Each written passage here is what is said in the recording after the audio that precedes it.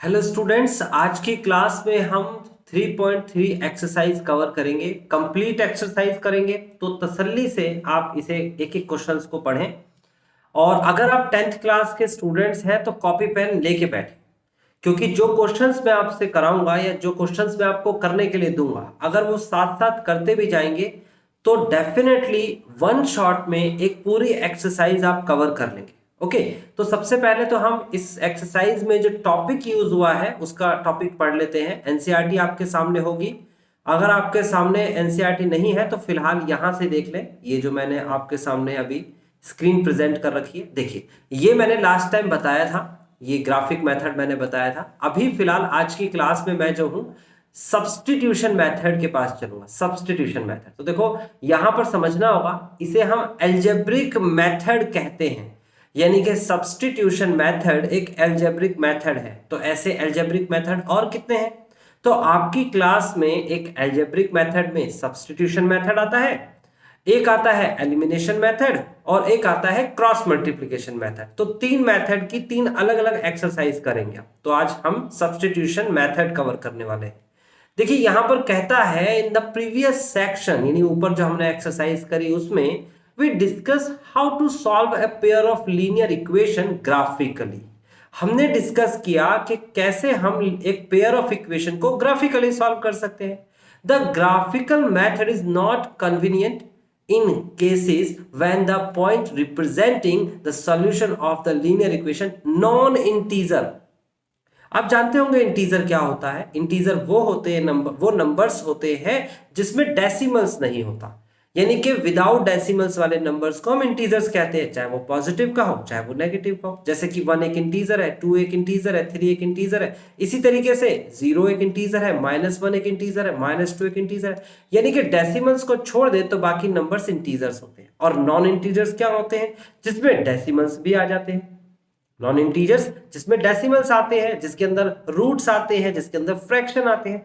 तो अगर कोई सॉल्यूशन नॉन इंटीजर है, यानी कि डेसिमल्स में दे रखा है, तो ग्राफिकल मेथड जो है ये कन्वीनियंट नहीं होता, ये बताया है। ये पॉइंट दे रखे हैं आपको √3, 2√7, या फिर ये पॉइंट्स पे दे रखा है -1.75, 3.3, ये दे रखा है 4/13, 1/19। तो ये डेसिमल में है, ये फ्रैक्शन में है, ये इरेशनल नंबर दे रखे हैं आपको रूट्स में। तो इसका मतलब ये हुआ कि यहां पर आपको प्रॉब्लम हो जाएगी जब सॉल्यूशन हम देखो, अगर मान लीजिए पूरा का पूरा ग्राफिकल मेथड में सॉल्यूशन क्या होता है, ये जो पॉइंट कट कर रहा है इसे हम सॉल्यूशन कहते हैं। ये आपको लास्ट टाइम मैंने बताया था, सॉल्यूशन ये होता है जहां पर वो कट करेगा, दो लाइंस एक दूसरे को जहां कट करेंगे उसे सॉल्यूशन कहते हैं। सिंपल सी बात है। अब अगर हम बात करें ये सॉल्यूशन है तो एक्स की वैल्यू देखो ये 0 होता है, तो एक्स की वैल्यू अगर परपेंडिकुलर डालें यहां पर परपेंडिकुलर, तो आपको यहां एक्स मिलना चाहिए, यहां पर मिलना चाहिए एक्स। लेकिन प्रॉब्लम ये है कि अगर ये इंटीजर है, यानी कि 0 के बाद 1 है 2 है तो पता लग जाएगा, ठीक है। लेकिन 1 और 2 के बीच में अगर कहीं पर आ रहा है सॉल्यूशन, यहां पर 1 और 2 के बीच में, तो फिर कैसे पता लगे? तो दिक्कत हो जाएगी ग्राफ में। तो यहां पर वही समझा रहा है, there is every possibility of making mistake while reading such coordinates. तो मिस्टेक्स होने की पॉसिबिलिटी है। कहता है is there any alternative method. पहले आपसे क्वेश्चन पूछा क्या कोई इसके अलावा एक और मेथड है ग्राफिकल मेथड के अलावा। यहां पर कहता है to finding the solution there are several algebraic method. तो साफ साफ खुद ब खुद एनसीईआरटी में लिखा हुआ है, आप इसे देख सकते हैं। बहुत सारे मेथड है, उसमें से पहला मेथड कौन सा पढ़ने वाले हम?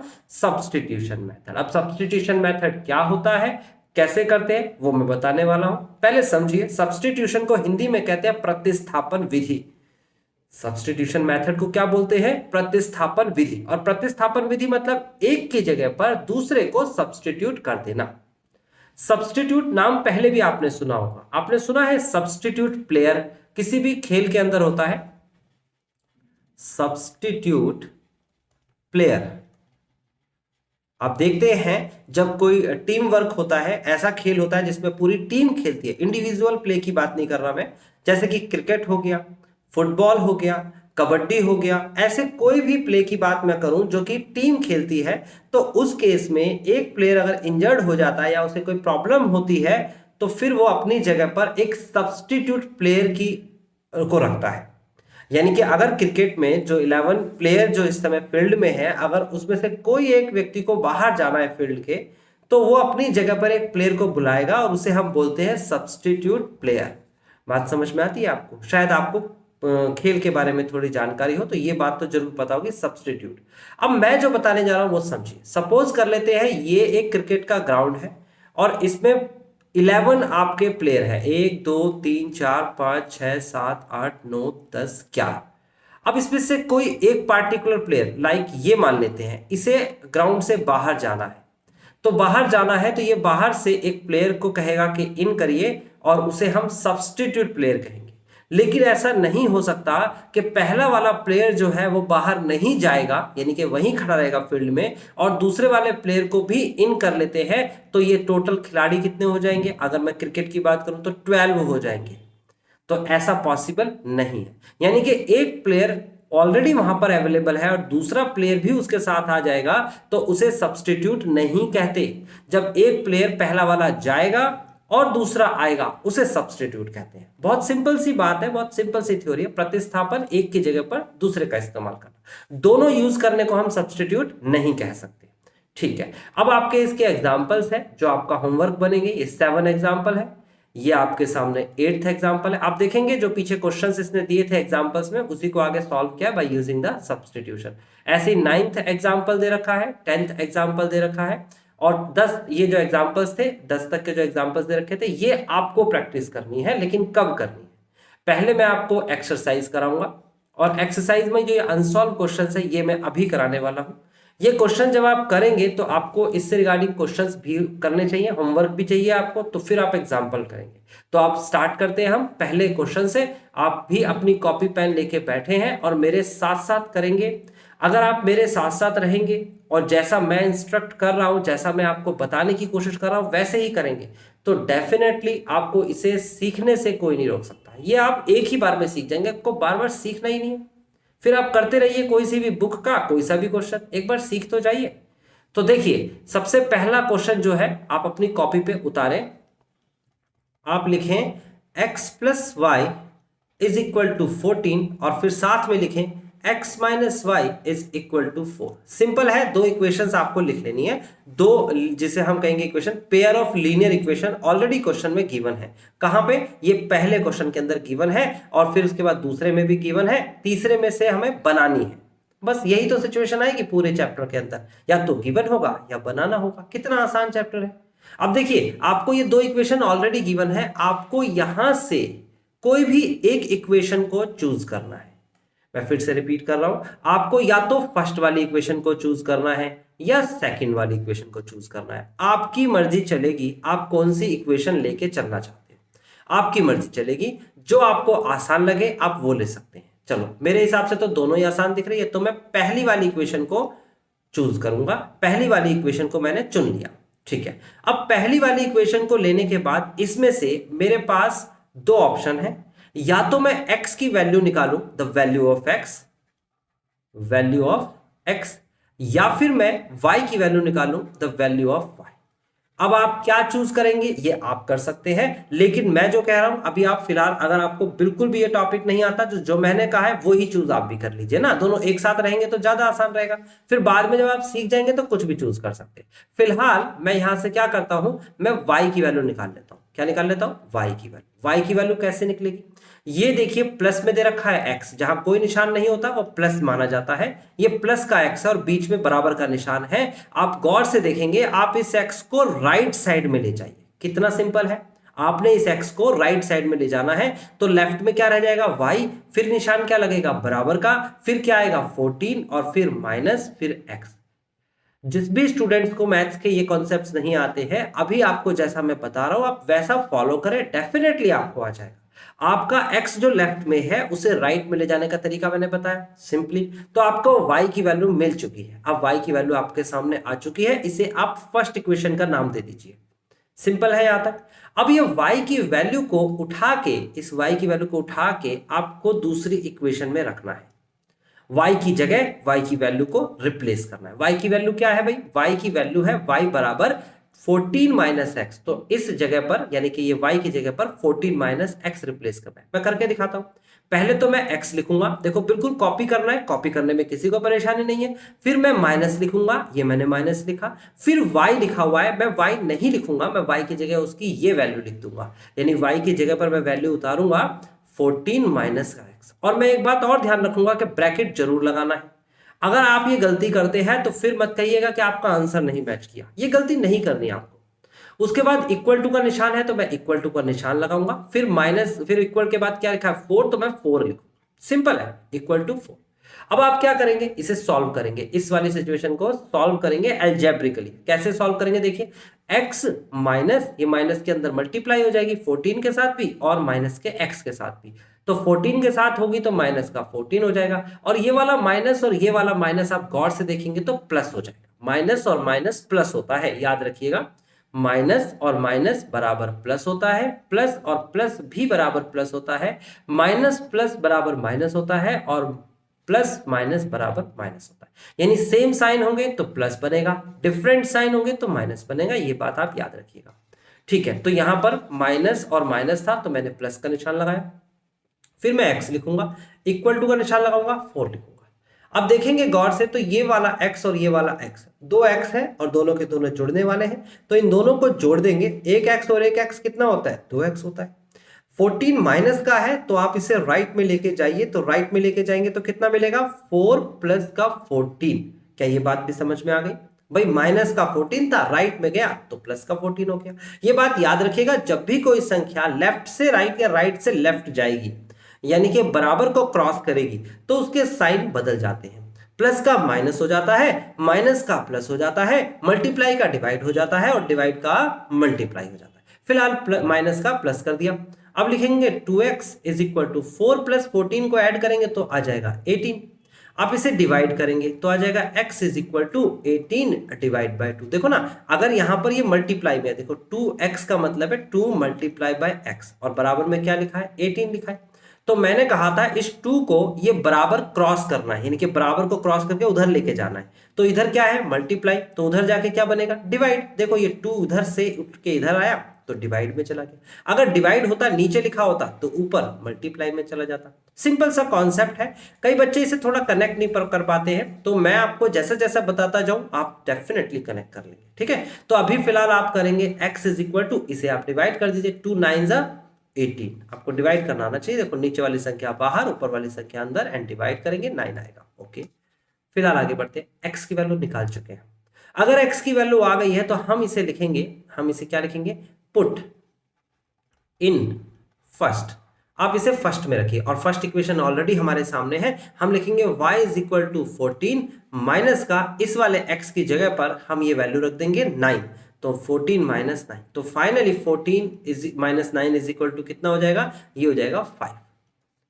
तो ये आपके पास x और y की वैल्यू आ गई, बट एग्जाम में आप कैसे चेक करेंगे कि आपका आंसर ठीक आया है, कैसे, तो आपको ये x की और ये y की वैल्यू आपको चेक करनी है कि आपका आंसर ठीक है या नहीं। तो याद रखना ये रफ काम है, लेकिन आपको ये काम जरूर करना है, हर क्वेश्चन में ट्राई करना है। तो कोई सी भी इक्वेशन उठा लीजिए, मैं पहली इक्वेशन उठा लेता हूं, x plus y is equal to 14। आप x की जगह पर क्या रखेंगे 9 प्लस y की जगह पर 5, और अगर आप देखेंगे तो आंसर 14 आ रहा है। इन दोनों को जोड़िए, 9 प्लस 5 इज इक्वल टू 14 आ रहा है। अगर आप दूसरी इक्वेशन में ये वैल्यू रखना चाहते हैं, यानी कि x माइनस का y इज इक्वल टू 4, तो x की जगह पर वैल्यू रखिए 9 और y की जगह पर वैल्यू रखिए 5। आप घटाएंगे तो 9 माइनस का 5 इज इक्वल टू 4 आएगा। तो हमने चेक कर लिया और हम कॉन्फिडेंट हो गए कि हमारा आंसर ठीक है, और आपको भी एग्जाम में ये कॉन्फिडेंस लेना है और आपको चेक जरूर करना है। हालांकि ये रफ वर्क है, इस पर आपको मार्क्स नहीं मिलेंगे। तो मैंने पहला क्वेश्चन आपको करा दिया, पहला क्वेश्चन आपका हो गया है। अब आप जल्दी से दूसरा क्वेश्चन खुद से ट्राई करेंगे बेटा। मैं थोड़ा सा हिंट दूंगा, थोड़ा रुकिए, 2 मिनट रुकिए। पहली एक्सरसाइज इक्वेशन तो आसान है, दूसरी इक्वेशन में क्या करना है, यहां पर एलसीएम लेना है जो कि 6 आने वाला है और मल्टीप्लाई करा देंगे, फिर ये इक्वेशन ऐसी ही बन जाएगी। ये पहली इक्वेशन है, इसे सॉल्व करके दूसरी इक्वेशन बनाएंगे, फिर उन दोनों इक्वेशंस को सॉल्व करेंगे कैसे, बाय यूजिंग दीज मेथड। ये जो आपके सामने मेथड्स आ रहे हैं इनके हिसाब से। तो जल्दी से वीडियो पॉज करिए, दूसरा क्वेश्चन खुद से ट्राई करिए और फिर वापस आइए इस वीडियो पे, ठीक है।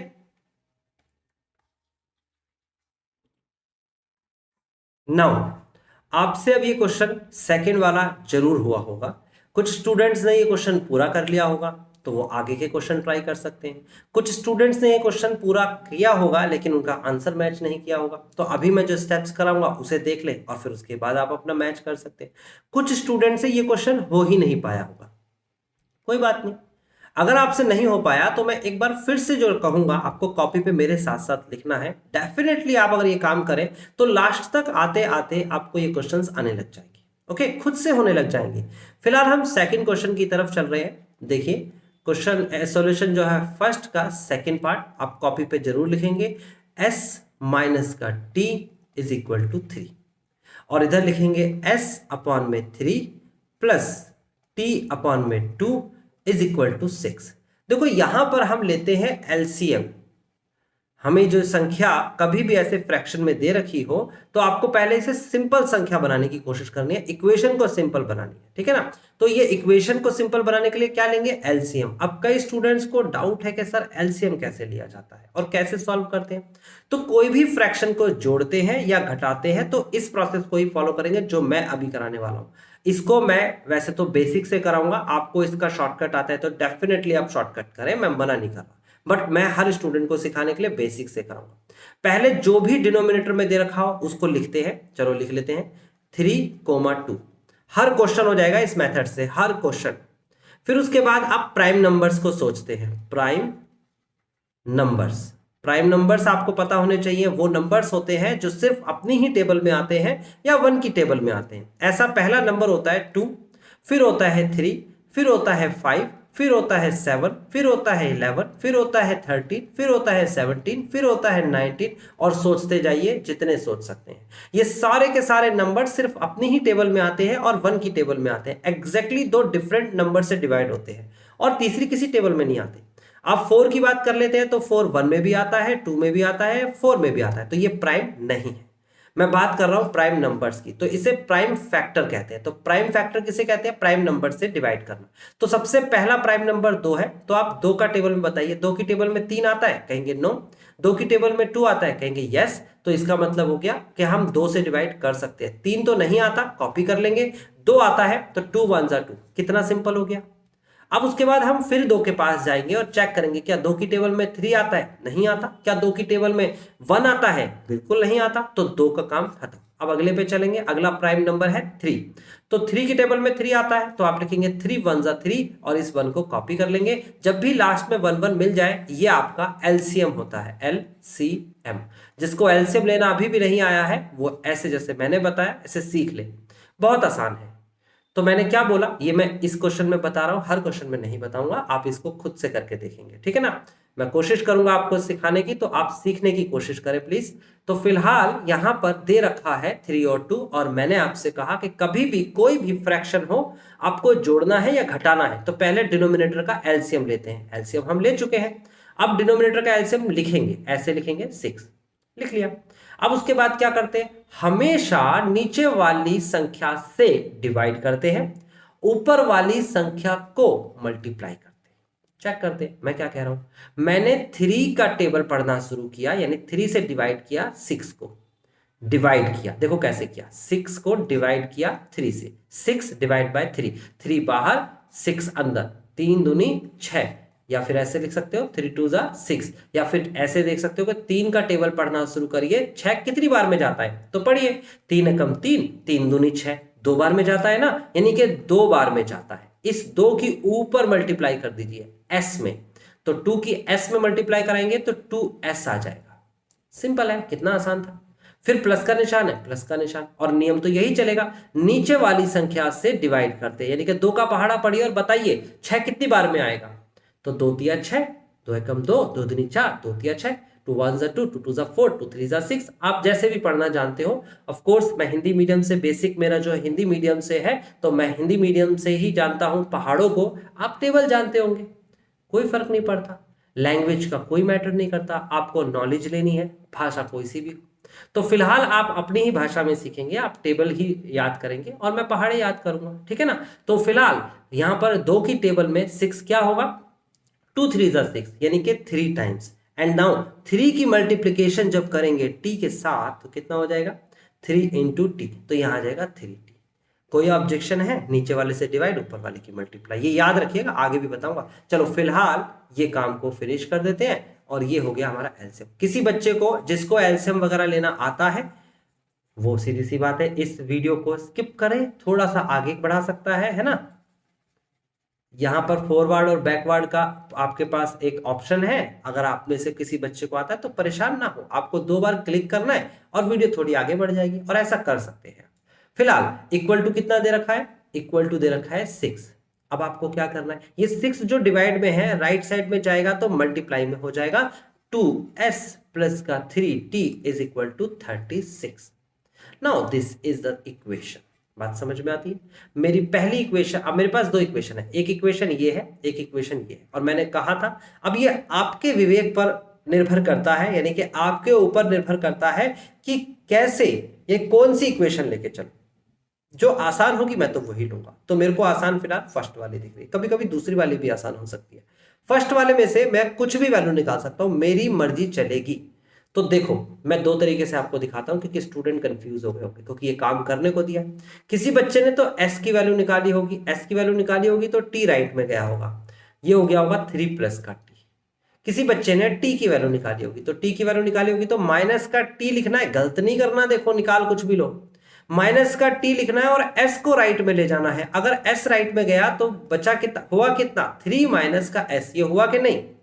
अब माइनस का t निकल गया, निकालना तो t था, तो मैं माइनस के 1 से लेफ्ट में भी मल्टीप्लाई करा दूंगा और राइट में भी मल्टीप्लाई करा दूंगा, माइनस के 1 से। ये मैथ्स का नियम है, कोई भी चीज को बैलेंस करने के लिए आप वही संख्या से दोनों तरफ चेंजेस कर सकते हो। यहां पर मैं मल्टीप्लाई करा रहा हूं -1 से दोनों तरफ, अगर मैं लेफ्ट में मल्टीप्लाई कराऊंगा तो t बन जाएगा, माइनस और माइनस प्लस होता है। राइट में मल्टीप्लाई कराऊंगा तो माइनस का 3 हो जाएगा और प्लस का s हो जाएगा। ये मेरे पास तरीका है। तो यानी कि t निकालने का तरीका एक ये है और s निकालने का ये है, दोनों में से कोई भी तरीके से आप आंसर निकाल सकते हो। मैं कौन से आंसर को से निकालूंगा, जो आसान है, तो मुझे तो s निकालना आसान लग रहा है।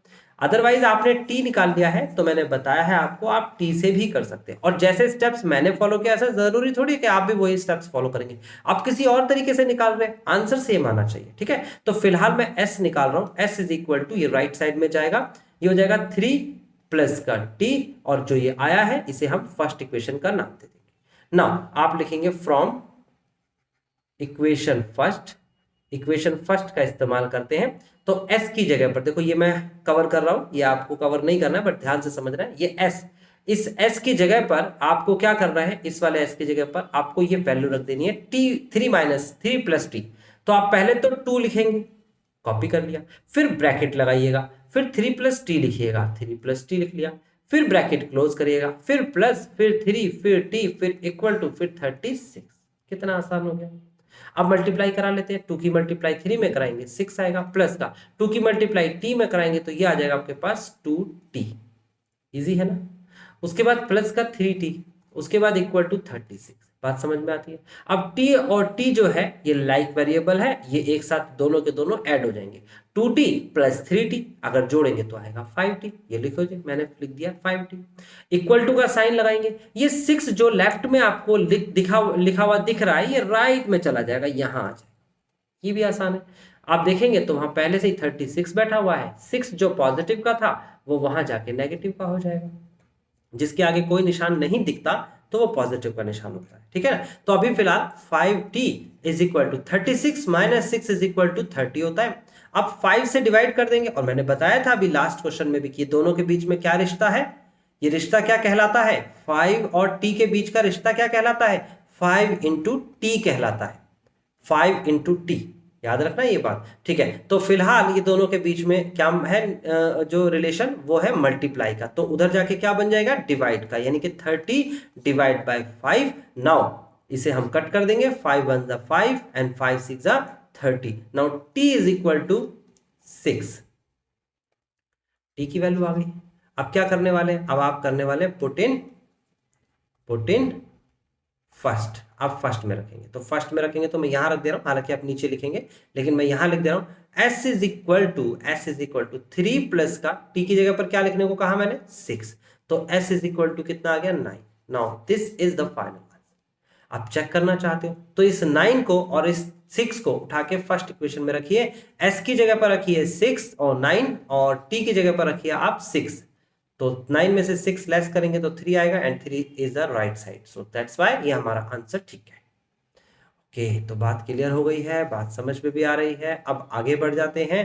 अगला क्वेश्चन है हमारे पास क्वेश्चन नंबर 3। अब क्वेश्चन नंबर 3 करना आपकी जिम्मेदारी है। जल्दी से वीडियो को पॉज करिए और 3rd क्वेश्चन निकाल के दिखाइए, फिर मैं निकाल के दिखाता हूं, फिर मैं बताता हूं कहां आपकी गलती हुई होगी। ठीक है, जल्दी से पॉज करिए।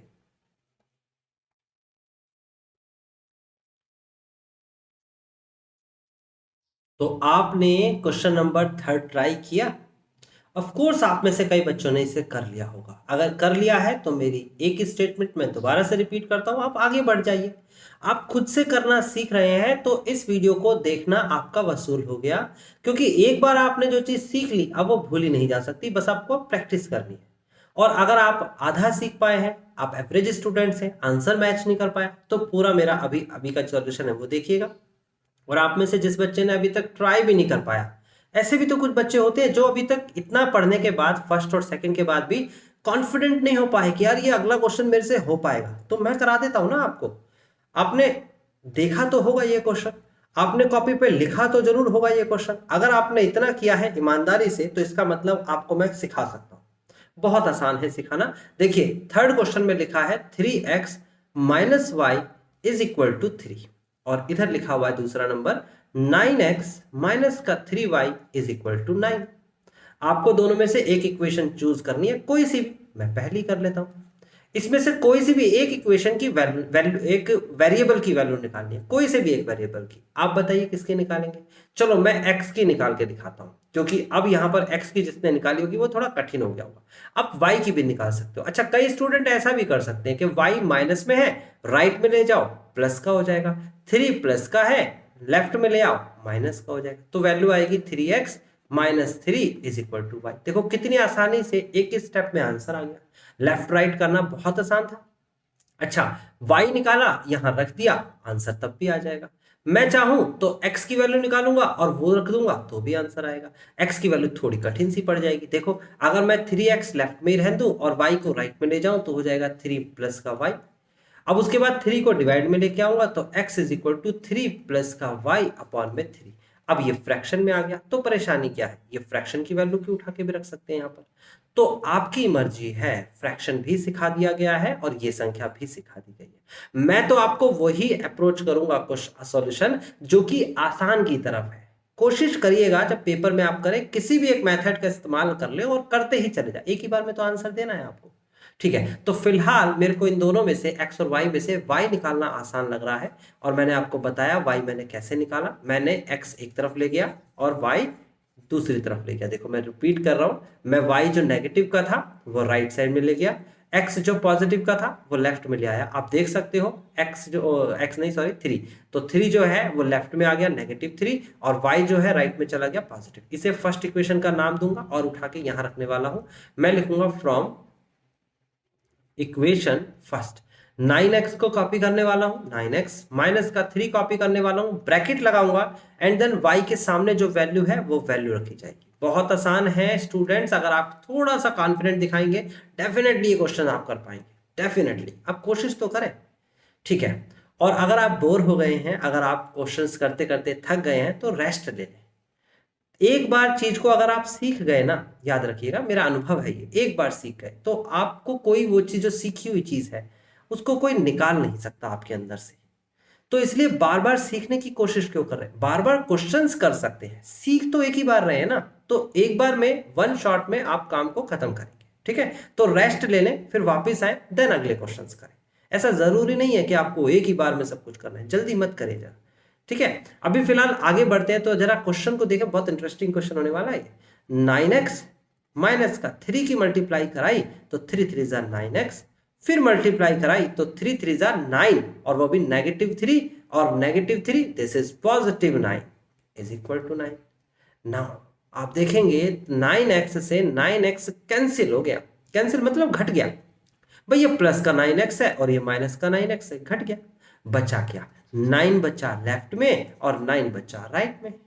अब वैल्यू कैसे निकालेंगे आप, सोचिए ना, अगर 9 लेफ्ट में बचा 9 राइट में बचा तो वैल्यू कैसे निकालेंगे, वैल्यू तो नहीं निकाल सकते। तो इसका सॉल्यूशन क्या होगा, सब्स्टिट्यूशन मेथड में या तो वन सॉल्यूशन होता है, लाइक दो लाइन एक दूसरे को एक जगह पर काटती है, ये कॉन्सेप्ट नहीं भूलेगा। तो पहला क्वेश्चन यूनिक सॉल्यूशन था, दूसरा क्वेश्चन यूनिक सॉल्यूशन था, एक एक आंसर आया इसका। तीसरा क्वेश्चन में आपका ये दोनों इक्वल आ गया, लिखेंगे सो, आप लिखिए सो the system of linear equation is consistent and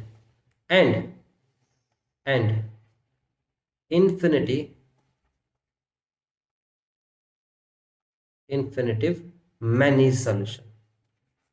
तो आपको ये स्टेटमेंट लिख के छोड़ देनी है कि इसके इन्फिनिटिव मैनी सॉल्यूशंस आएंगे और ये इक्वेशन जो है वो कंसिस्टेंट है। मैंने दोनों जवाब दे दिया आपको। पेपर में पूछ सकता है क्या ये कंसिस्टेंट है या नहीं है, सब्स्टिट्यूशन मेथड से बताइए कैसे पता चलेगा। तो आपने कहा एक की वैल्यू निकाल के जब दूसरे में रखेंगे always left side equal to right side आ जाएगा, वेरिएबल कुछ बचेगा ही नहीं, तो उसे कंसिस्टेंट बोलेंगे और मैनी सॉल्यूशन बोलेंगे।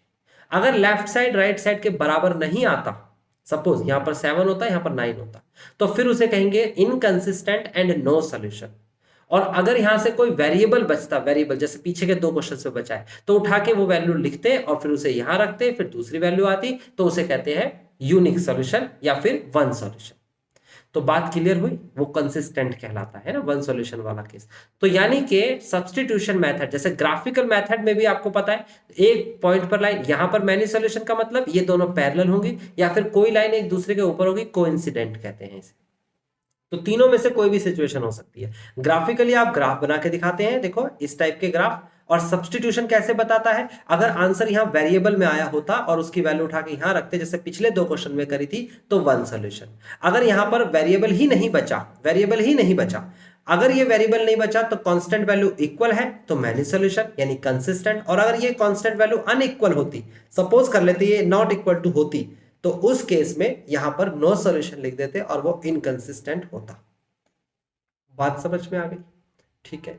अगला क्वेश्चन आपके सामने है, डेसिमल्स में दे रखा है, थोड़ा सा कंफ्यूजन है, कोई बात नहीं, डेसिमल में जोड़ना घटाना आपको आना चाहिए। और फिलहाल इस क्वेश्चन को आप ट्राई करें, फिर मैं इसे कराऊंगा। आप पॉज करिए वीडियो और इसे ट्राई करिए।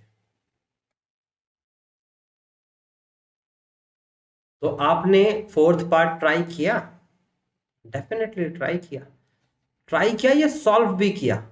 अगर आपने सॉल्व किया है तो क्या आपका आंसर आ गया वन शॉट में? चलो मैं बताता हूं कैसे किया होगा आपने। 0.2x प्लस का 0.3y इज इक्वल टू 1.3, एक इक्वेशन तो ये है। उसके बाद 0.4x प्लस का 0.5y इज इक्वल टू 2.3। अब देखो वैसे तो मैं इसे डेसिमल से सॉल्व कर सकता हूं, लेकिन मैं तो कोशिश करूंगा कि इक्वेशन आसान से आसान बने। तो मैंने एक चीज कॉमनली पूरे की पूरी इक्वेशन में देखी, और वो देखी कि हर बार जो डेसिमल है उसके बाद एक ही डिजिट है। चेक करो, पॉइंट के बाद देखो एक ही डिजिट है, यहां पर पॉइंट के बाद एक ही डिजिट है, यहां पर पॉइंट के बाद भी एक ही डिजिट है, और यहां पर भी एक ही डिजिट है, यहां पर भी एक ही डिजिट है। अरे इतनी आसान बात हमें पता लग गई। तो हम क्या करते हैं, हम इस डेसिमल को फ्रैक्शन बना देते हैं। हालांकि हम डेसिमल से भी कर सकते हैं, मैं मना नहीं कर रहा, लेकिन हम इसे फ्रैक्शन बना दें तो आसान हो जाएगा। चलो इस पूरी इक्वेशन को फ्रैक्शन कैसे बनाया जाए। डेसिमल्स हटाओ, हटा दिया, और जितने भी डेसिमल के बाद डिजिट्स हैं उतने जीरो नीचे लगाओ। एक डिजिट है तो एक जीरो लगेगा एक के साथ, यानी कि 10 हो जाएगा। ये बात आपको शायद पहले भी पता होगी। ऐसे ही डेसिमल हटाओ और नीचे एक जीरो लगा दो, और इसी तरीके से डेसिमल हटाओ, नीचे 10 लिख दो, यहाँ पर 4x अपॉन में 10, यहाँ पर 5y अपॉन में 10, और यहाँ पर 23 अपॉन में 10। क्या ये बात समझ में आ गई? कोई ऑब्जेक्शन तो नहीं है आपको, कोई दिक्कत नहीं?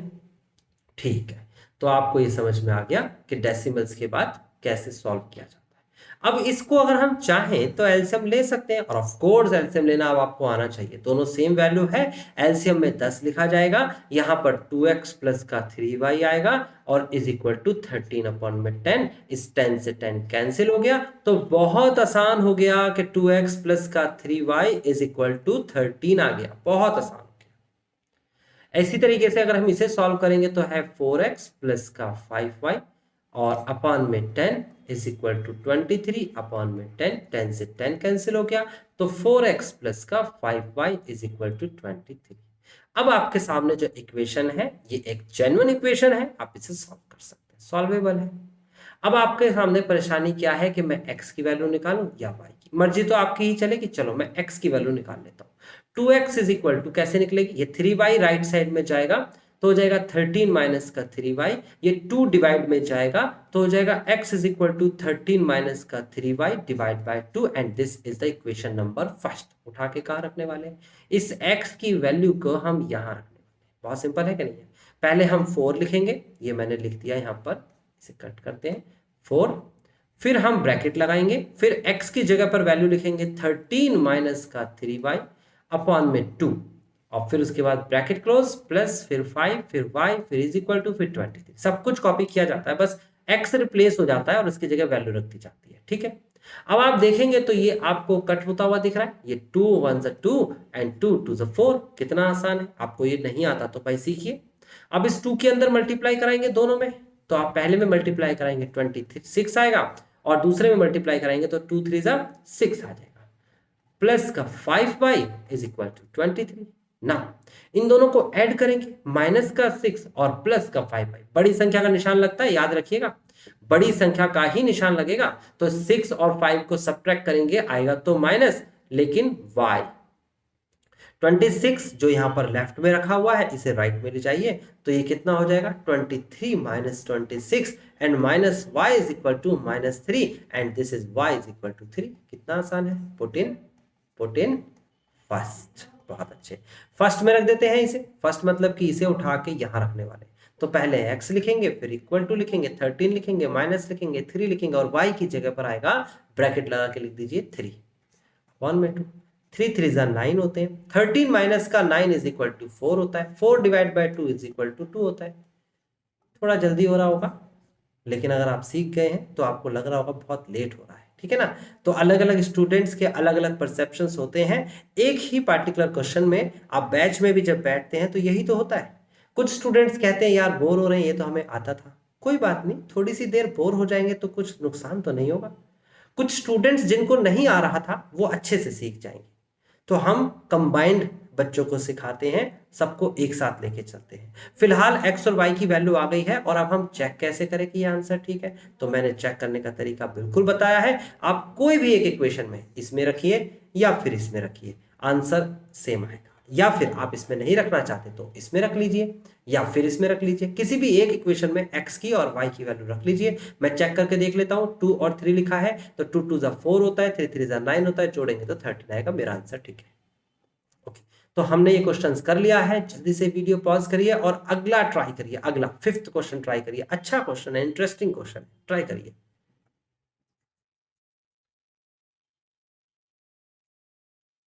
तो क्या आपसे ये 5th क्वेश्चन हो गया? कोई डाउट नहीं आया? अगर डाउट नहीं आया तो नेक्स्ट क्वेश्चन ट्राई करें। अगर ये क्वेश्चन नहीं हुआ है तो मैं आपको यहां पर बता देता हूं क्यों नहीं हुआ होगा। देखिए, सबसे पहले तो क्वेश्चन में लिखा हुआ है, फर्स्ट का कौन सा पार्ट है, 5th। ये लिखा हुआ है रूट ऑफ 2x प्लस का root of 3y is equal to 0। दूसरी तरफ इक्वेशन में लिखा हुआ है रूट ऑफ 3x माइनस का root of 8y is equal to 0। ये दोनों तरफ आपको इक्वेशन दे रखी है, और मैंने बताया कि कोई सी भी एक इक्वेशन लेके चलनी है। तो मैं पहली इक्वेशन में से x की वैल्यू निकालना चाहता हूं। मैं लिखूंगा रूट ऑफ 2x लेफ्ट में, और राइट साइड में चला जाएगा, माइनस हो जाएगा, तो ये हो जाएगा माइनस का रूट ऑफ 3y। यहां तक को बात सिंपल है।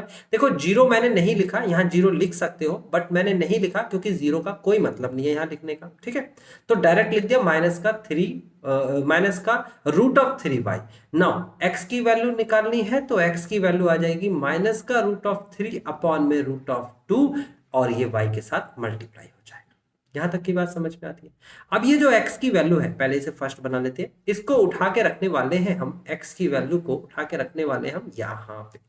तो पहले तो √3 लिखेंगे, फिर ब्रैकेट लगाएंगे, फिर माइनस लिखेंगे, फिर √3 लिखेंगे, फिर अपॉन में √2 लिखेंगे, फिर y लिखेंगे, इतना सारा कुछ लिखेंगे और उसके बाद ब्रैकेट पर ये x की जगह पर वैल्यूज देखो आपके सामने है, बिल्कुल सीधी सीधी। फिर माइनस का √8 y is equal to 0। Now आप इसे जब सॉल्व करने जाएंगे तो देखेंगे गौर से, √3 और √3 की मल्टीप्लाई कराएंगे तो माइनस का 3y हो जाएगा, अपॉन में √2 आ जाएगा और माइनस का √8 हो जाएगा, y इज इक्वल टू 0। अब देखिए यहां से आप, यहां से देखिए आप, इधर देखिए इधर और इधर देखिए, दोनों में से y कॉमन ले लीजिए तो माइनस का 3 अपॉन में √2 माइनस का √8 और कॉमन ले लिया y इज इक्वल टू 0। आपको मैं बताऊं यहां पर बहुत सिंपल है, वैसे तो आप और भी तरीके से कर सकते थे। आपके सामने ये वाली संख्या और y के साथ का रिलेशन है बीच में मल्टीप्लाई का, तो मल्टीप्लाई का रिलेशन है तो ये संख्या राइट में चली जाएगी, तो y इज इक्वल टू हो जाएगा 0 अपॉन में माइनस का 3 अपॉन में √2 माइनस √8। इसका मतलब हुआ कि 0 के अपॉन में कोई भी नंबर हो, आंसर तो 0 ही आता है, तो y की वैल्यू 0 हो गई। अब कहेंगे आप पुट इन फर्स्ट, तो फर्स्ट में रखेंगे, तो ये उठा के हम फर्स्ट में रखने की कोशिश करते हैं, तो फर्स्ट आपके सामने है और हम यहाँ वैल्यू रखेंगे तो x is equal to minus का √3 अपॉन में √2 और y की जगह पर आप क्या लिख देंगे, y की जगह पर आप लिख देंगे 0 और 0 के साथ किसी की भी मल्टीप्लाई होती है तो आंसर आता है 0, तो आप कहेंगे x भी 0 और y भी 0, यानी कि the system of equation is consistent and unique solution. और वो जो दो लाइन है वो कहां पर आके कट कर रही है, 0 पर, यानी कि अगर मैं इसका ग्राफ देखना चाहूं तो ग्राफ कुछ ऐसा बन रहा है, ऐसा ये लाइन होगी और ये ग्राफ 0 पर कट करेगा। ठीक है, बात समझ में आती है, आसान भी तो है। ठीक है, उसके बाद आगे बढ़ जाते हैं। अब भाई ये क्वेश्चन मैं नहीं कर रहा, आपको एलसीएम लेना है, सॉल्व करना है, एलसीएम लेना है, सॉल्व करना है, आपका काम है, आप कर सकते हैं। अगर आपको ये नहीं आ रहा या आपको होमवर्क दे रहा हूं मैं, तो आप बैच ज्वाइन कर सकते हैं। उस बैच में जब आप मेरे से लाइव पूछेंगे तो मैं आपको बता सकता हूं। हमारी लाइव क्लास होती है गूगल मीट पर और उसमें मैं आपको इसका सॉल्यूशन दे सकता हूं। ठीक है, अगर आप क्लास 10th में, लेकिन अगर आप क्लास 10th में नहीं हैं और फिर ये टॉपिक सीखना चाहते हैं, आप किसी कॉम्पिटिटिव एग्जाम्स की तैयारी कर रहे हैं, तो उसके लिए भी आप हमारा रिकॉर्डेड बैच ज्वाइन कर सकते हैं, उसमें इसका सॉल्यूशन अवेलेबल होगा। ठीक है, तो फिलहाल आप इसे खुद से ट्राई करेंगे, नहीं आएगा तभी आप बैच ज्वाइन करेंगे। अगर आपसे खुद से ही आ जाएगा तो जरूरत भी नहीं है बैच ज्वाइन करने की, आप खुद से सीख पा रहे हैं। अब हम बढ़ते हैं अगले क्वेश्चन पे, सेकंड पे। तो जल्दी से आप अगला क्वेश्चन ट्राई करें, वीडियो को पॉज करें, हम अगले क्वेश्चन पे बढ़ चुके हैं। देखिए क्वेश्चन नंबर सेकंड आपसे क्या कहता है, कहता है सॉल्व करो इसको और इसको, यानी कि दो इक्वेशंस दे रखे हैं, इन्हें सॉल्व करो। Hence find the value of m, m की वैल्यू निकालो फ्रॉम विच दिस, यानी कि x की वैल्यू और y की वैल्यू तो पहले यहां से निकालनी है और वो दोनों वैल्यू यानी x की यहां रखनी है, y की यहां रखनी है और फिर m की वैल्यू फाइंड करनी है। क्वेश्चन बहुत सिंपल है, सॉल्व करना आपको आता है। वीडियो पॉज करिए और इस क्वेश्चन को भी सॉल्व करके दिखा सकते हैं आप। मैं लिख के दिखा देता हूं आपको, 2x प्लस का 3y इज इक्वल टू 11, यहां पर 2x माइनस का 4y is equal to -24। Simple है। अब आपको कोई भी एक इक्वेशन लेके चलनी है, तो मैं पहली इक्वेशन ले लेता हूं, उसमें से कोई भी एक वेरिएबल की वैल्यू निकालनी है, तो मैं पहली इक्वेशन में से x वेरिएबल निकालना चाहता हूं, तो 2x को लेफ्ट में रखता हूं और 3y को राइट में ले जाता हूं, हो जाएगा 11 माइनस का 3y। उसके बाद x डिवाइड बाय ये 2 हो जाएगा ना, 2 मल्टीप्लाई में है तो डिवाइड में आ जाएगा, तो 11 माइनस का 3y डिवाइड बाय 2, ये इक्वेशन नंबर फर्स्ट होगी। इसको यानी कि x की वैल्यू को उठा के हम रखने वाले हैं कहां पर, सब्स्टिट्यूट कर देंगे हम सेकंड में इस इक्वेशन में। तो आप यहाँ x की वैल्यू रखेंगे, आप लिखेंगे फ्रॉम इक्वेशन फर्स्ट, आप लिख सकते हैं, साथ साथ लिखा है ऐसे भी रह सकते हैं, तो आप 2 लिखेंगे, ब्रैकेट लिखेंगे, x की जगह पर 11 माइनस का 3y करेंगे अपॉन में 2, देन माइनस का 4y is equal to minus का 24। अब इसे सॉल्व करेंगे, तो कैसे सॉल्व करेंगे आप इसे, आप 2 से 2 को कैंसिल कर देंगे, आएगा 11 माइनस का 3y माइनस का 4y is equal to minus का 24। ओके। अब इन दोनों को आप क्या करेंगे, ऐड कर देंगे, माइनस और माइनस प्लस होता है, आप राइट साइड में लेके जाएंगे 11, तो हो जाएगा माइनस का 7y is equal to minus का 24 माइनस का 11। ठीक है, बात समझ में आती है। अब उसके बाद आप लिखेंगे माइनस का 7y इज इक्वल टू 24 और 11 को आप ऐड करेंगे तो माइनस का 35 आना चाहिए आई थिंक। और आपको ये भी पता होगा कि माइनस का 24 जो दे रखा है, आपको माइनस का 24 दे रखा है, ये बड़ी संख्या है और निशान तो बड़ी संख्या का ही आता है। तो आप क्या करेंगे, आप माइनस का 7 जो y के साथ में लिखा हुआ है इसे डिवाइड कर देंगे, तो y इज इक्वल टू आ जाएगा माइनस 35 डिवाइड बाय माइनस का 7। आप जब इसे डिवाइड करेंगे तो आंसर आएगा 5 and this is the value of y। आप लिखेंगे पुट इन इक्वेशन फर्स्ट, आप फर्स्ट में रखेंगे, तो फर्स्ट में रख लेते हैं, ये रहा हमारा फर्स्ट। आप जब फर्स्ट में रखेंगे तो x इज इक्वल टू कितना आना चाहिए आपका, 11 माइनस का 3 और आपने 5 लिख दिया x की y की जगह पर, डिवाइड बाय 2 कर दिया। आप जब सॉल्व करेंगे तो 5 3 जा कितना होता है, या 3 5 जा कर सकते हैं, 3 5 जा 15 होता है। आप जब इसे सब्ट्रैक्ट करेंगे तो 11 माइनस का 15 इज इक्वल टू माइनस का 4 divide by 2 and this is minus का 2।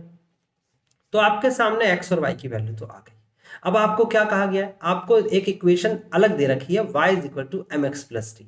आप लिखेंगे given y is equal to m x plus 3।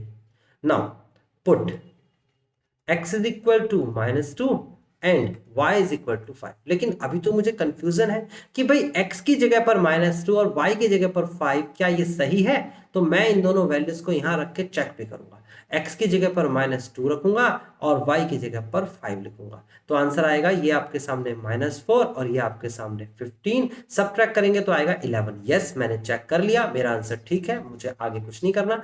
Answer check करना जरूरी है वरना आगे आपकी गलती भी हो सकती है ना, कैलकुलेशन मिस्टेक तो देखो हो सकती है ना आपसे, तो इसलिए उसे चेक करके ठीक भी कर लीजिएगा। तो x की वैल्यू और y की वैल्यू रखेंगे, ये y की जगह पर 5 रखा जाएगा तो आएगा 5 is equal to m, x की जगह माइनस 2 लिखा जाएगा प्लस का 3। सॉल्व करेंगे तो 5 इज इक्वल टू माइनस का 2m और प्लस का 3। अब उसे सॉल्व कैसे करेंगे, 3 को आप 2m को तो लेफ्ट में ले आइए, 2m माइनस का है, लेफ्ट में आके प्लस हो जाएगा। 5 को आप राइट में ले जाइए, 5 प्लस का है, राइट में जाके माइनस का हो जाएगा, तो ये जाएगा 2m is equal to 5 plus का 3, माइनस का हो जाएगा नहीं यार, ठीक है। Now m is equal to कितना हो जाएगा, m इज इक्वल टू हो जाएगा माइनस का 2 और ये 2 जो मल्टीप्लाई में था डिवाइड में ले आइए, ये आ जाएगा माइनस का 2 अपॉन 2। तो m की वैल्यू फाइनली -1 आ गई है। आपको समझ में आया कैसे करा गया क्वेश्चन? बस इसी तरीके से आप क्वेश्चन करेंगे, अगर आपने सही किया है बहुत अच्छी बात है, नहीं किया तो आप इसे करें। अब देखिए हमारे सामने क्वेश्चन आगे आता है, क्वेश्चन नंबर 3, ये 3। अब थर्ड क्वेश्चन में क्या करना है, ये हर इक्वेशन में, इस पूरे चैप्टर में हर इक्वेशन में मिलेगा इस टाइप के स्टेटमेंट वाले क्वेश्चन, इवन अगले चैप्टर में भी मिलेगा, यानी कि फोर्थ चैप्टर के अंदर भी ऐसे स्टेटमेंट वाले क्वेश्चंस होंगे, वो आपको करने आने चाहिए। धीरे धीरे प्रैक्टिस भी हो जाएगी, आप घबराएंगे नहीं प्लीज, ठीक है। तो अभी फिलहाल मैं आपको ये क्वेश्चन जो थर्ड है, इसके कितने पार्ट है भाई, 6 पार्ट है। अब मैं क्या करता हूं, स्टेटमेंट पढ़ के इक्वेशन बना देता हूं, ऐसी ही इक्वेशन जैसे ऊपर बनी हुई है, ये है ना, पेयर ऑफ लीनियर इक्वेशन, और उसे छोड़ देता हूं, मैं उसे नहीं कराऊंगा। आपको x और y की वैल्यू फाइंड करनी है और उसे सेटिस्फाई करके चेक करनी है, और डेफिनेटली आप इसे कर पाएंगे। तो मेरा काम सिर्फ इतना है, स्टेटमेंट पढ़ के इक्वेशंस बनाना। आपका काम आगे भी है, हर क्वेश्चन में उसी समय, आप ये नहीं कि पहले सारी इक्वेशंस बनाना सीख लें फिर नहीं, पहले मेरे को पहला क्वेश्चन करने दीजिए, फिर उसको पूरा करिए और मैच करिए आंसर, ठीक है। तो मैं, आप जल्दी से पहले खुद से ट्राई कर सकते हैं, क्योंकि लास्ट हमने एक्सरसाइज में भी ये करा था। खुद से ट्राई करो पहला क्वेश्चन, और इतने मैं रब कर देता हूं। ये आपने ट्राई किया होगा, इक्वेशन बनाई होगी, अब आप अपनी इक्वेशन मेरी इक्वेशन से मैच करें। देखो पहले तो क्वेश्चन पढ़ लेते हैं। From the pair of linear equations for the following problems and find the, पहले सबसे कहता है इसकी फॉर्म बनानी है, form the pair of linear equation. इसकी क्या फॉर्म बनानी है, एक लीनियर इक्वेशन का पेयर, ऐसी फॉर्म बनानी है। फिर कहता है उस प्रॉब्लम को आपको सॉल्व करना है, find their solution by using the substitution method. किस मेथड से कर सकते थे, ग्राफिकल मेथड से भी सॉल्यूशन निकाल सकते थे, जो कि इतना एप्रोप्रिएट नहीं है तो उसे तो भूल ही जाइए। पेपर में कभी भी ग्राफिकल मेथड से नहीं बोलेगा, ग्राफ बनाने के लिए बोलेगा, ग्राफिकल मेथड से सॉल्यूशन निकालने के लिए बोलेगा, ऐसा जरूरी नहीं है। लेकिन हाँ, ये स्पेसिफिक नाम देगा। तो अभी फिलहाल हम पहला ही नाम पढ़ रहे हैं अलजेब्रा में, सब्स्टिट्यूशन। एक ही चीज सीखिए, आगे मेथड्स बदल जाएंगे तब वो बोलेगा वही मेथड लगाना है, दूसरा नहीं लगाना। फिलहाल सब्स्टिट्यूशन मेथड से करना है। तो देखो थर्ड का फर्स्ट पार्ट करते हैं। क्या कहता है, क्वेश्चन को पढ़ते हैं पहले ना, क्वेश्चन को पढ़ते हैं। कहता है the difference between two numbers is 26, यानी कि दो नंबर का डिफरेंस 26 है। चलो ये बात समझ में आई। And one number is 3 times the other, यानी कि वन नंबर जो है, वन नंबर है वो 3 टाइम्स है, 3 गुना किसका, अदर यानी कि दूसरे नंबर का। इतनी बात भी समझ में आई। फाइंड देम यानी कि नंबर्स फाइंड करना है। तो आप देखिए यहां पर सबसे पहले लिखिए let one number is equal to x, other number is equal to y. बहुत सिंपल है। आप लिखिए अकॉर्डिंग टू क्वेश्चन, हिंदी में कहते हैं प्रश्नानुसार, प्रश्न के अनुसार। कहता है difference between the two numbers is 26। अब देखो अगर डिफरेंस 26 है तो हम लिखेंगे x minus y is equal to 26। और ऐसा लिखने से देखो ये 26 पॉजिटिव का 26 आया कि नहीं आया, बिल्कुल आया। तो पॉजिटिव की संख्या जब भी आती है दो संख्या को घटाने के बाद, जब पहली संख्या बड़ी हो यानी कि लार्ज और दूसरी संख्या छोटी हो यानी कि स्मॉल। यानी ये बात बिल्कुल क्लियर है। अगर आप x माइनस वाई लिख रहे हैं तो x बड़ा है और y छोटा। अगर किसी बच्चे ने y माइनस एक्स बराबर 26 लिख दिया तो भी सही है, उस केस में y बड़ा है और x छोटा है। तो आप दोनों नंबर्स को के बीच में डिफरेंस कैसे बताएंगे, लार्ज और स्मॉल में। तो मैं यहां लिख देता हूं कि जो x है वो लार्ज है और जो y है वो स्मॉल है। आप यहां पर भी लिख सकते हैं, इस जगह पर है ना, बीच में वन नंबर के बाद यहां पर लिख सकते हैं लार्ज और स्मॉल, है ना, आपकी मर्जी है।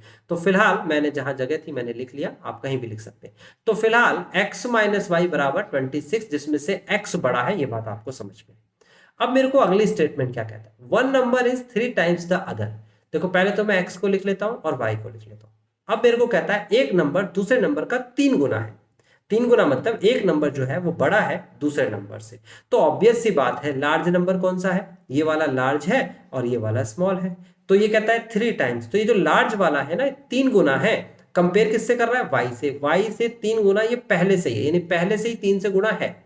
हमें दोनों को बैलेंस करना है तो हम किस में गुणा करा देंगे, 3 से गुणा हम स्मॉल वाले के साथ कराएंगे। मैंने फिर बोला है, जो चीज पहले से ही मल्टीप्लाई करा रखी है, जिसमें जो पहले से ही बड़ी है। अब देखिए जैसे मान लो मैं एक एग्जांपल बताऊं, मैंने कहा एक नंबर 6 है और एक नंबर 18 है। मैंने कहा दोनों के बीच में बराबर का निशान लगाना है। मान लीजिए ये 18x है और ये 6y है। अब इनका पता नहीं था x y का, अब पता चल गया। अब मुझे बराबर का निशान लगाना, तो बताइए किसके साथ 3 की मल्टीप्लाई कराऊंगा, छोटे वाले की हेल्प करूंगा ना मैं। जो छोटा वाला नंबर है उसमें ही तो 3 की मल्टीप्लाई कराऊंगा, ये पहले से ही मल्टीप्लाइड है। तो आपको समझ में आया कि स्टेटमेंट में अगर जो बात बोली गई होगी उसके अगेंस्ट आपको काम करना है, बैलेंस करने के लिए। ये होती है बैलेंस।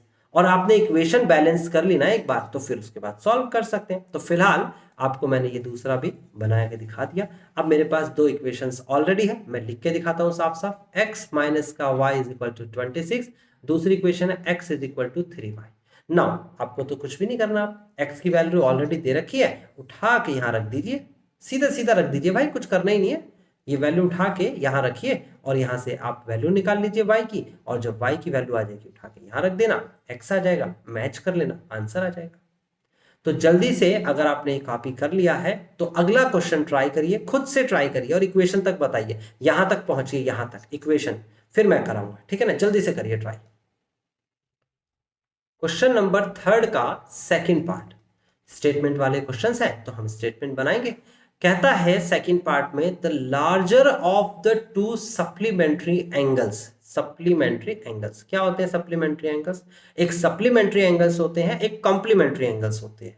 एक होता है आपके पास सप्लीमेंट्री, एक होता है कॉम्प्लीमेंट्री, याद रखना। सप्लीमेंट्री एंगल्स वो एंगल्स होते हैं जब दो एंगल्स का सम 180 होता है।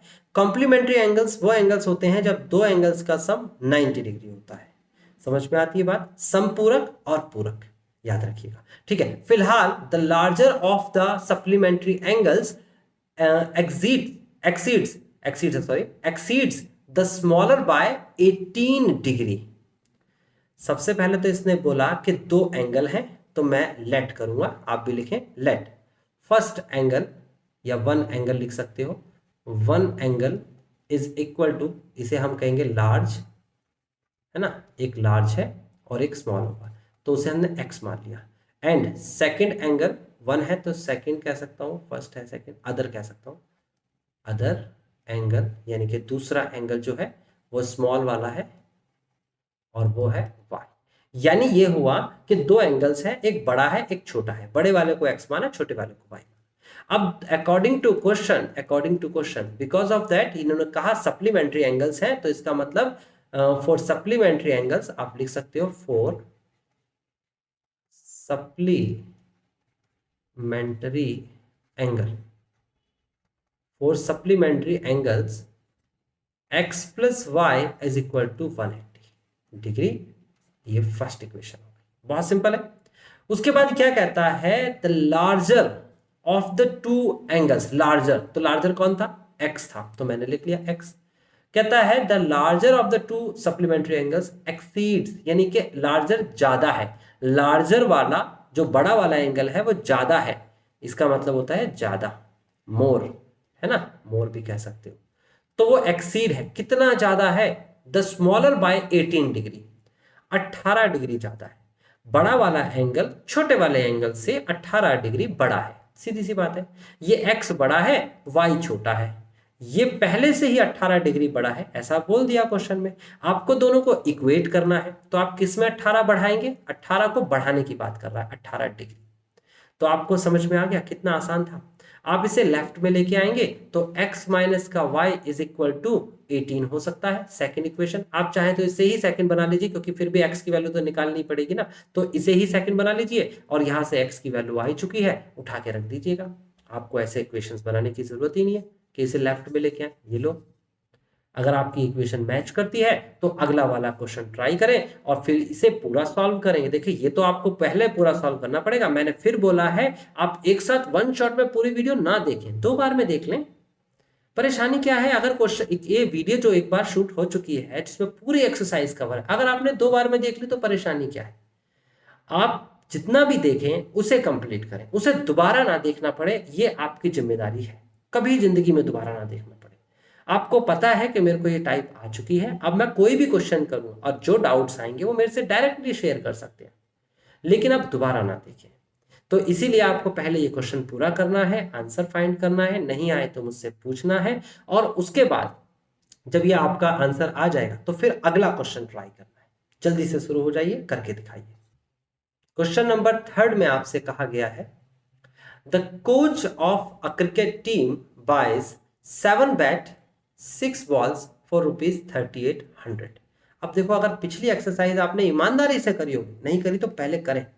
अगर ये पूरी सीरीज आप ईमानदारी से देख रहे हैं, स्टार्टिंग से देख रहे हैं, तो उसमें ये एग्जैक्ट इस टाइप का क्वेश्चन था और ये आपसे हो भी गया होगा, मेरी जरूरत भी नहीं पड़ी होगी। आप जल्दी से इसे स्किप करिए, डबल क्लिक करके आप स्किप कर सकते हैं और अगले क्वेश्चन पे पहुंच जाए, ठीक है। फिलहाल इस क्वेश्चन की बात मैं जरूर करूंगा, क्योंकि कुछ स्टूडेंट्स ने ये अभी नहीं किया होगा, तो मैं उन्हें बिल्कुल सिखाऊंगा। कहता है एक कोच है जो क्रिकेट टीम का 7 बैट और 6 बॉल खरीदता है 3800 रुपए में। एक बॉल की और एक बैट की कीमत हमें नहीं पता, बैट और बॉल, तो हम लेट करेंगे, let the cost of 1 bat is equal to ₹x, the cost of 1 ball is equal to ₹y। कितना आसान है। उसके बाद लिखेंगे अकॉर्डिंग टू क्वेश्चन, और क्वेश्चन के अकॉर्डिंग क्या लिखेंगे आप लिखेंगे यहां लिखेंगे 7x प्लस का 6y is equal to 3800 and this is the first equation. उसके बाद दे रखा है शी बाइज 3 बैट्स यानी कि 3x प्लस का 5 बॉल्स यानी कि 5y इज इक्वल टू 1750, तो 1750 इज सेकेंड इक्वेशन। अब सॉल्व करने का प्रोसेस मैंने बिल्कुल क्लियरली बताया था। x की वैल्यू निकालो, फ्रैक्शन में आएगी, डेफिनेटली आएगी। हो सकता है आपका आंसर ना मैच करे तो कुछ कैलकुलेशन मिस्टेक्स होगी, अपने पे कॉन्फिडेंट रखें, अपने पे कॉन्फिडेंस दिखाएं बल्कि, और उसके बाद उस क्वेश्चन को खुद से सॉल्व करें। अगर आप खुद से कर पाए, किसी टीचर की जरूरत ना पड़े, किसी हेल्प की जरूरत ना पड़े, तो डेफिनेटली एग्जाम में भी आप मार्क्स बहुत अच्छे लाने वाले। ठीक है, तो खुद से ट्राई करें। अगर आंसर मैच नहीं किया तो खुद से चेक भी करें, नहीं आ रहा है तब मेरे से पूछें। ठीक है, अगले क्वेश्चन को ट्राई करके दिखाइए। नेक्स्ट क्वेश्चन है आपका क्वेश्चन नंबर 4, थर्ड का 4th पार्ट है। अब ये थर्ड का 4th पार्ट आपसे क्या कहता है? क्वेश्चन में कहा गया है the taxi charges in a city consist of a fix charge together with the charge for the distance cover. अब देखो, अगर आप कहीं पर जाते हैं, सपोज कर लेते हैं ये है आप और ये है आपका टैक्सी स्टैंड, टैक्सी स्टैंड। यहां पर बहुत सारी टैक्सीज हैं जो यहां पर आपको स्टैंड पर मिल जाएगी। आपने क्या किया, आपने कॉल किया और आपको जाना है यहां पर, सपोज कर लेते हैं यहां जाना है, ये आपका प्लेस है जहां जाने की। आपने टैक्सी वाले को कॉल किया तो टैक्सी वाला जो टैक्सी स्टैंड है वहां से आएगा आपके पास, या फिर आप जाएंगे टैक्सी स्टैंड पे? नहीं, आपके पास आता है। आपके पास आएगा तो उसने इतना डिस्टेंस कवर किया, इतना डिस्टेंस कवर किया। उसके बाद आप यहां से कहीं पर भी जाने के लिए कहेंगे तो जितनी दूर आप जाने के लिए कहेंगे, जितनी भी दूर, तो ये पर किलोमीटर के हिसाब से चार्ज लगाएगा। और ये जो डिस्टेंस है ये इसका फिक्स डिस्टेंस है, इसका फिक्स चार्ज रहेगा। यानी कि कोई व्यक्ति अगर कॉल करता है यहां से तो भी उसे सेम काइंड ऑफ चार्ज देना पड़ेगा। अब उसका डिस्टेंस कवर कम है, वो ये थोड़ी कहेगा टैक्सी वाले से तो मैं तो तुम्हारी टैक्सी स्टैंड के पास में हूं। कोई अगर यहां से दूर रहता है, यहां पर रहता है बच्चा, है ना, और यहां से उसने कॉल किया तो उसके पास भी उसे फिक्स चार्ज देना पड़ेगा। यानी कि पार्टिकुलर चार्ज पार्टिकुलर डिस्टेंस के लिए उन्होंने फिक्स कर रखा होता है। यानी कि 5 किलोमीटर के दायरे में कोई भी कॉल आएगी हम रिसीव करेंगे और उसके बाद हम 5 किलोमीटर का चार्ज पहले ले लेंगे। सपोज करें कि आप यहां पर खड़े थे और आपने टैक्सी बुलाई, टैक्सी बुलाने के बाद आप इसमें बैठे और फिर एकदम से आपको कॉल आया कि आपको इमरजेंसी में कहीं नहीं जाना, आपको घर पे कोई काम है, तो आप टैक्सी से उतरे, अपने घर चले गए। तो क्या टैक्सी वाले को कोई फेयर नहीं देंगे? आप उसे कोई तो किराया देंगे ना। तो वो किराया क्या होगा, वो फिक्स चार्ज होगा जो वो आपके यहाँ तक आया है। और पर किलोमीटर का चार्ज, हर किलोमीटर का चार्ज, जितनी दूर आप उसे ले जाना चाहते हैं उतने के हिसाब से वो चार्ज अलग लेगा। आप कहीं लेके ही नहीं गए, 0 किलोमीटर गए तो फिक्स किराया तो आपको देना पड़ेगा ना, कि आपने वहां तक तो बुलाया। तो ये कॉन्सेप्ट है। अब जो फिक्स डिस्टेंस का जो चार्ज है वो आपने x मान लिया, वो फिक्स है, वो नहीं बढ़ेगा ना घटेगा। और पर किलोमीटर का चार्ज, पर किलोमीटर का, हर किलोमीटर चलने का चार्ज को आपने y मान लिया, y रुपीस के हर किलोमीटर। जैसे 1 किलोमीटर गया तो 1 गुणा y यानी कि y रुपीस देगा, है ना। y को मान लेते मान लो 5 रुपए, फिक्स चार्ज को मान लेते मान लो 10 रुपए, कि आपके यहाँ तक आने के लिए वो 10 रुपए फिक्स लेगा, तो फिक्स 10 रुपए तो लेगा ही लेगा। अगर आप 1 किलोमीटर गए तो 1 इंटू में 5, अगर 2 किलोमीटर गए तो 2 इंटू में 5, 3 किलोमीटर गए तो 3 इंटू में 5। तो इस हिसाब से चार्ज आपका बढ़ता चला जाएगा। 1 किलो, अगर मान लो आपको 3 किलोमीटर का डिस्टेंस ट्रैवल करना है तो पहले तो उसे 10 रुपए देने पड़ेंगे जो फिक्स आप तक आने के लिए है, प्लस फिर उसके बाद 3 मल्टीप्लाई बाय 5, 15 रुपए और देने पड़ेंगे, यानी कि टोटल 25 रुपए आपका किराया बना।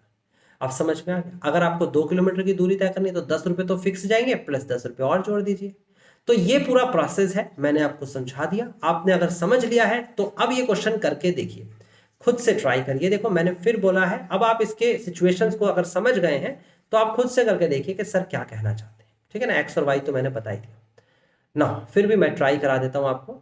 यहाँ पर क्वेश्चन नंबर 4, आप में से जिस स्टूडेंट ने अभी तक ट्राई नहीं किया वो ट्राई करें। ये 4th क्वेश्चन है। आप लिखेंगे लेट, पहले क्वेश्चन पढ़ लेते हैं।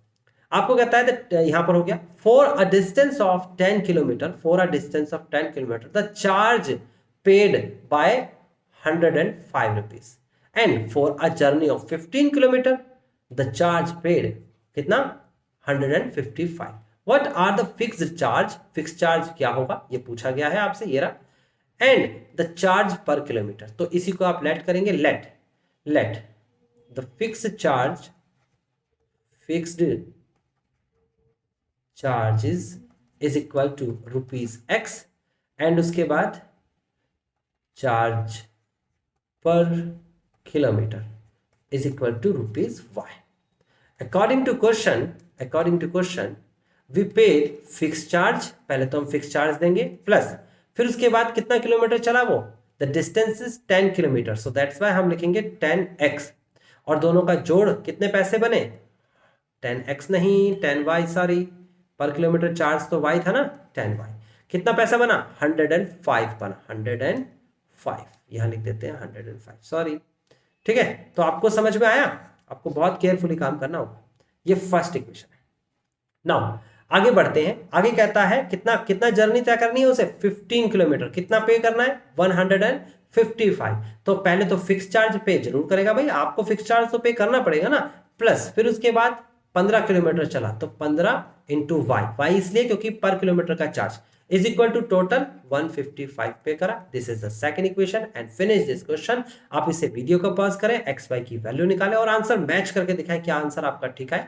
ठीक है, अच्छा आगे क्या बोला है, जब ये एक्स वाई की वैल्यू यहां पर निकल जाएगी, ये एक्स की वैल्यू और ये वाई की वैल्यू। ओके, तो कहता है how much does a person have to pay for travelling a distance of ₹25 kilometre. अब 25 किलोमीटर चलने के लिए कितना पे करेगा, तो ये तो बड़ा आसान है, लिखेंगे for a distance of 25 kilometre a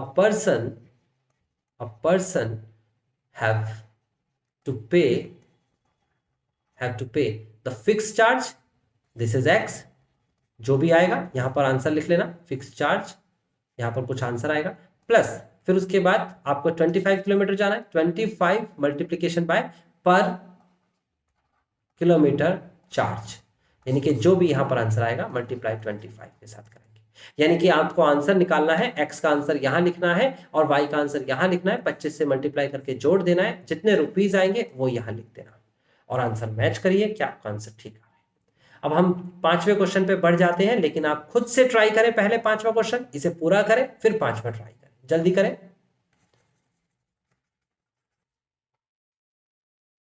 fifth question में आपसे क्या कहा गया है, अ फ्रैक्शन बिकम 9/11, एक फ्रैक्शन जो है 9/11 बन जाता है if 2 is added to both the numerator and denominator. Okay, if 3 is added both the numerator and denominator it becomes 5/6। बहुत आसान नहीं हो गया क्वेश्चन। आप लिखिए लेट, आप क्वेश्चन में लिखेंगे लेट द न्यूमरेटर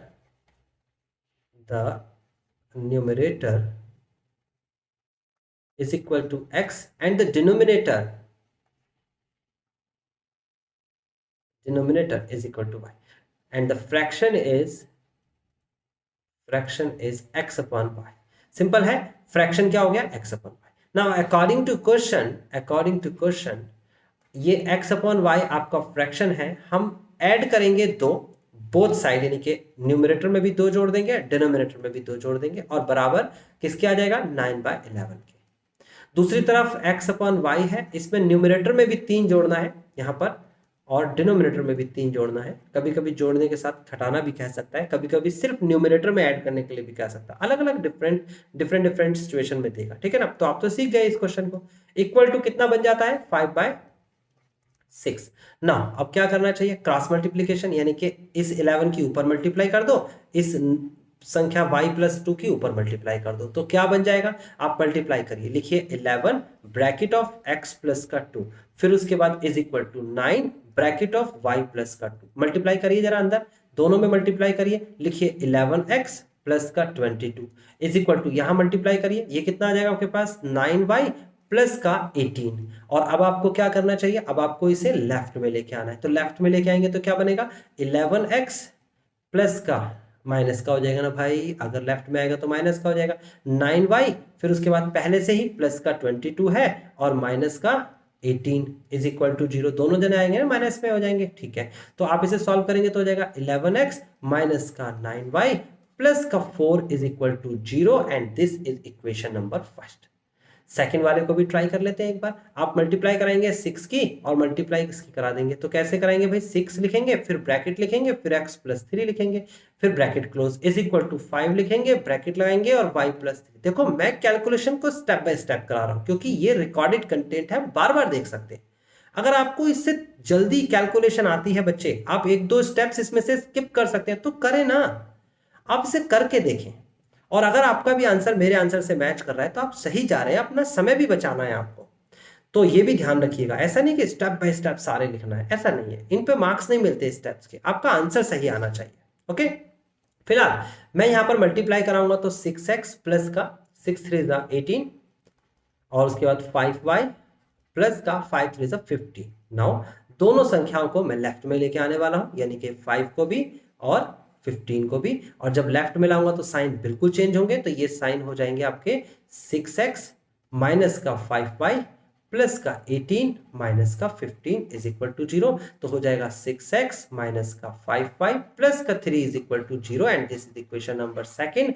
सॉल्व करिए, जल्दी से वीडियो को पॉज करिए, सॉल्व करिए, x और y की वैल्यू निकालिए, आंसर डेफिनेटली आएगा, ठीक है ना, और नहीं आएगा तो मुझसे पूछेंगे। नेक्स्ट क्वेश्चन पे चलते हैं। अब हम नेक्स्ट क्वेश्चन के पास आ चुके हैं। नेक्स्ट क्वेश्चन नंबर 6 और लास्ट है आज की एक्सरसाइज का और आज की क्लास का भी। कहता है 5 years hence, 5 साल बाद, hence मतलब बाद, the age of Jacob will be 3 times that age of his son। यानी कि जैकब की जो एज है, हाँ एज ऑफ दोबारा नहीं लिखा है, इसे मान लेंगे हाँ एज ऑफ है ना, दैट ऑफ का मतलब एज ऑफ। ओके, तो यहां पर कहता है 5 साल बाद जैकब की एज अपने बेटे की एज की कितनी हो जाएगी, 3 गुना, 3 टाइम्स। कहता है 5 years ago, 5 साल पहले, Jacob's age was 7 times of his son, यानी कि उसके सन की एज के 7 गुना थी। कहते हैं what is the present ages, उसकी प्रेजेंट एज क्या होगी उन दोनों की, देयर प्रेजेंट एज, ठीक है ना।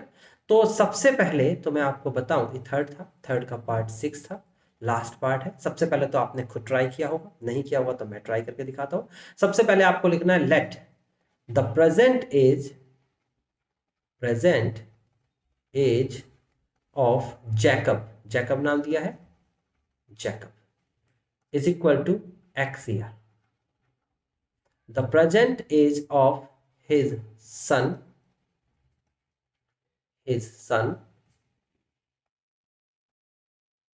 is equal to y year। Simple है, जैकब की एज प्रेजेंट की x है और इसके सन की कितनी है y। यहां लिखेंगे अकॉर्डिंग टू क्वेश्चन 5 years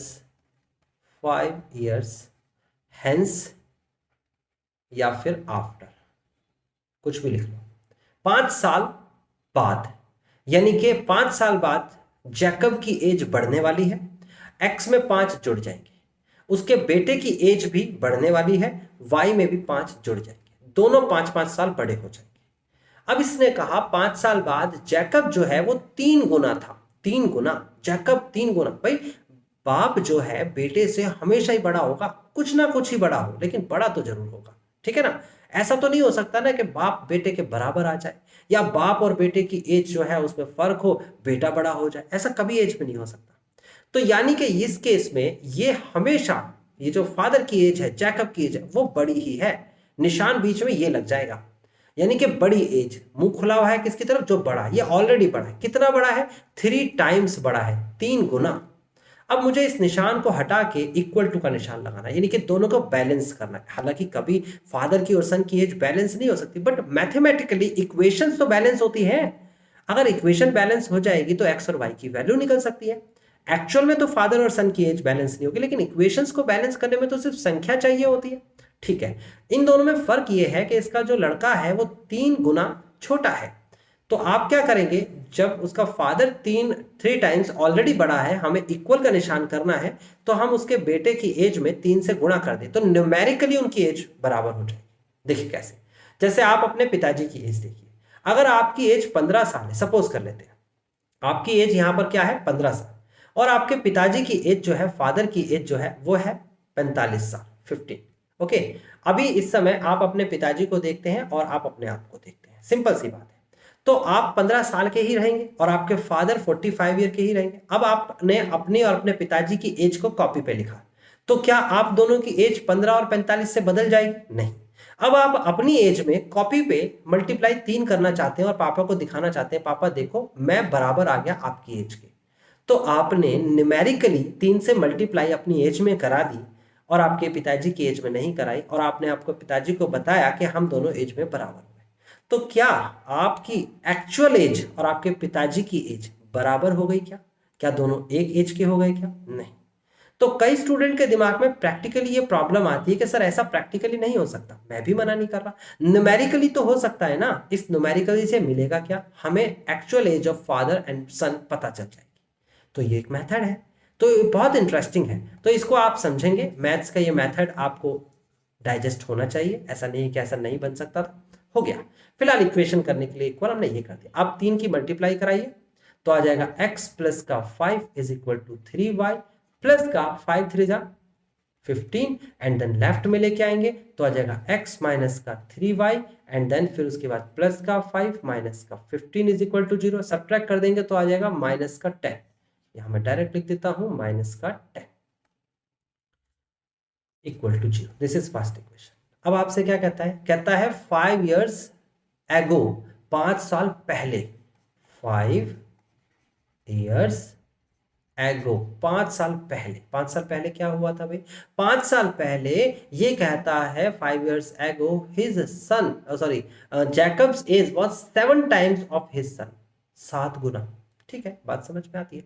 तो हम क्या करेंगे, 5 साल पहले जैकब की एज x माइनस 5 थी, उसके सन की एज y माइनस 5 थी। ये सन की एज है, ये जैकब की एज है। अभी भी जैकब ही बड़ा है यहाँ पर, है ना। तो जैकब कितना बड़ा है? अभी भी जैकब बड़ा है और वो है 7 टाइम्स, यानी कि 7 गुना। तो मैं क्या करूंगा, इक्वल करने के लिए मल्टीप्लाई बाय 7 कर दूंगा। बहुत ही आसान है। जैकब ऑलरेडी बड़ा है, 7 गुना बड़ा है अपने बेटे से, तो 7 की गुना कर देंगे उसके बेटे की एज में, ताकि दोनों न्यूमेरिकली इक्वल हो जाए, मैथमेटिकली इक्वेशन बैलेंस हो जाए। ठीक है, बात क्लियर होती है।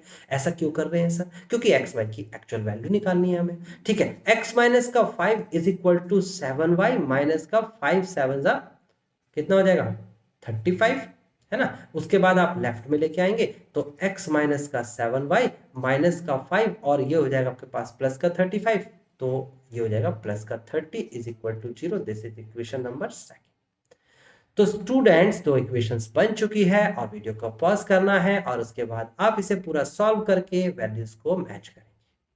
आज की क्लास हम यहीं फिनिश करते हैं, लेकिन एक बात मैं आपसे लास्ट में जरूर कहूंगा। मैं 2005 से स्टूडेंट्स को ये मैथ्स के सम्स सिखा रहा। बच्चों को सिखाना और कराना, ये बहुत दो बड़े बड़े अंतर होते हैं। अगर कराने की बात होगी तो मैं अपनी नॉलेज के बिहाफ पर, जो उस समय प्रेजेंट में मेरी नॉलेज होगी, जिसमें मैं शॉर्टकट कर सकता हूं, जिसमें कैलकुलेशन शॉर्टकट कर सकता हूं, तो वो मैं अपना सकता हूं। लेकिन जब सिखाने की बात आती है, और अगर आप 10th स्टैंडर्ड के स्टूडेंट्स हैं, तो आपको आपके ही तरीके से सिखाया जा सकता है। तो आपको सिर्फ इतना काम करना है, मेरे पर ट्रस्ट करना है, और जो मैंने आपसे कहा है ड्यूरिंग द क्लास में आपको कुछ इंस्ट्रक्ट करता हूं, कुछ इंस्ट्रक्शंस देता हूं, आप ऐसा करिए, आप ऐसा सोचिए, आप उसी डायमेंशन में, उसी डायरेक्शन में सोचना शुरू करें, वैसे ही करते चले जाएं। तो डेफिनेटली जब आप एक्सरसाइज फिनिश करेंगे या चैप्टर फिनिश करेंगे, या अगर आप मेरे इस कोर्स के साथ कंप्लीटली जुड़े हुए हैं, तो अगर इस कोर्स को कंप्लीट करेंगे तो 10th में डेफिनेटली आप बहुत हाई स्कोर करने वाले हैं। तो इसी के साथ आज की क्लास फिनिश करते हैं। अगली क्लास, अगले लेक्चर में आप नया टॉपिक, नया नाम पढ़ेंगे, और वो है एलिमिनेटिंग या एलिमिनेशन मेथड। अब ये क्या होता है, क्या नहीं होता, इसको पहले खुद से भी स्टडी कर सकते हैं, टाइम है तो, नहीं तो मेरे लेक्चर का वेट करें।